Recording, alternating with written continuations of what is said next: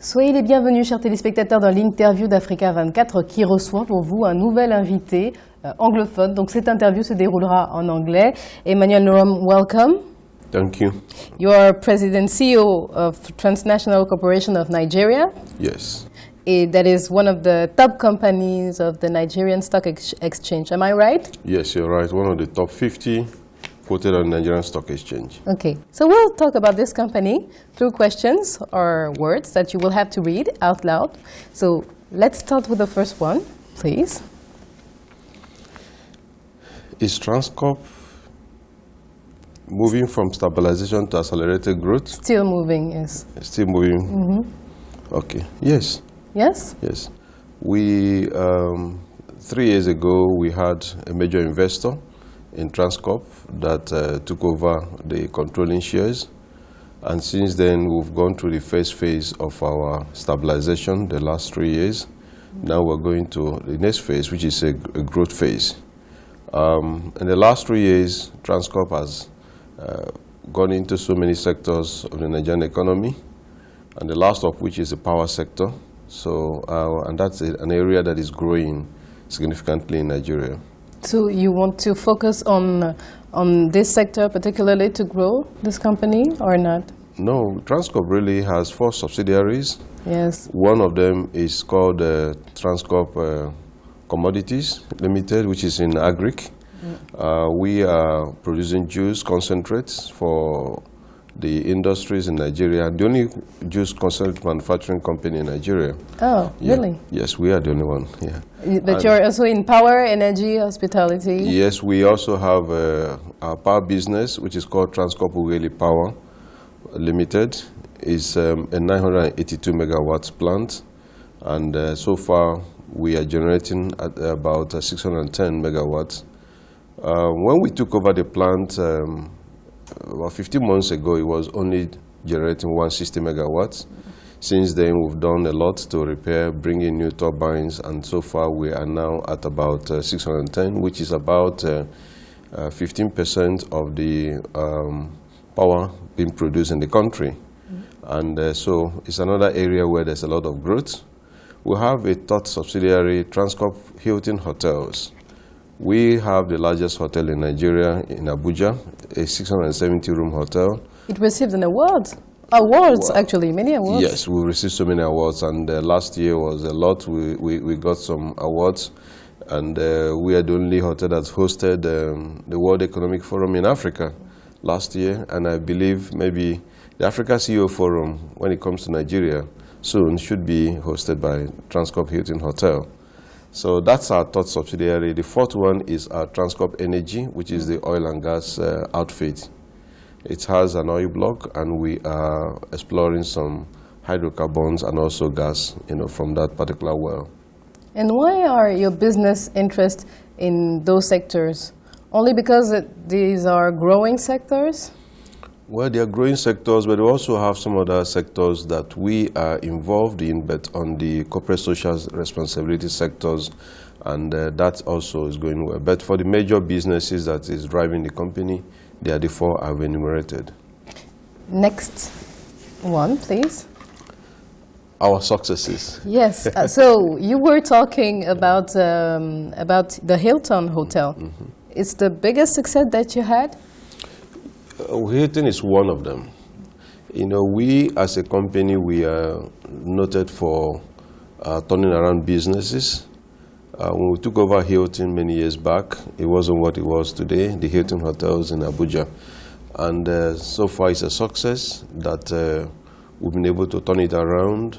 It's now listed on the Nigerian Stock Exchange, and the number of shareholders have increased. Profitability is on the high side. We are additionally, apart from the 2 hotels that we have, developing 2 new hotels for Hilton, one in Lagos and another one in Port Harcourt, which is the oil sector, riverine area in Nigeria.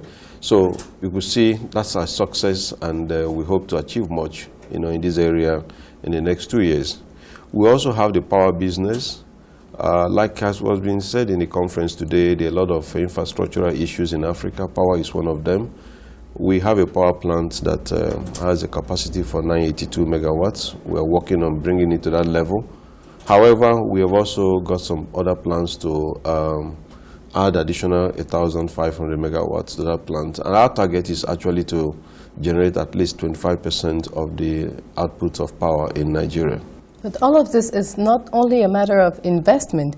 You invest money, right? Yes. But you have to do more to bring them from what you said to what they are now. Yes. What is it? Well, we do a lot in terms of infusion of agriculture. It's surprising that the same businesses that others have run, we come in there and we change it because we bring a different focus, a new culture, a new plan, a new level of activity, and also recognizing employees. So in a way, you're able to get the best out of the people that have been working there before. So this is the key of your success, the secret, the consideration? Yeah. It is because we know that we can always add value, not only to stakeholders, to also employees. You do training, you bring people up, and then give them sense of belonging. Entrepreneurship, which is what we are noted for, and then the result becomes something different. Really? And you are now the most compliant firm? Yes. Among the companies listed on the Nigerian Stock Exchange. How did you do that also? As I said, the first phase was the first 3 years of stabilization. The board set up various policies, procedures, and then highest level of governance was also part of what the board started from the beginning. And the result was what you saw, that we comply with all requirements of the Nigerian Stock Exchange, the Securities Exchange Commission, and everything. For you to win an award as the most compliant company in the Nigerian Stock Exchange, it tells a lot about the governance. Ours is at the highest level. And I think just the beginning, because in this growth phase, we're going to do more. And does it have an impact on your activities? Generally, yes, because our investors are looking forward to investing in companies that comply with all rules and regulations and even do more to be able to win such an award. Yes, it does. And I'm sure our shareholders are happy too. But what are the ones that did not reach, for example, your expectations in terms of investments? I would say that all our investments are doing fairly well. However, we do have constraints. Like any other business, there are things we want to do the next day, but somehow, because you have to depend on some other parties, it takes a while, and so on and so forth.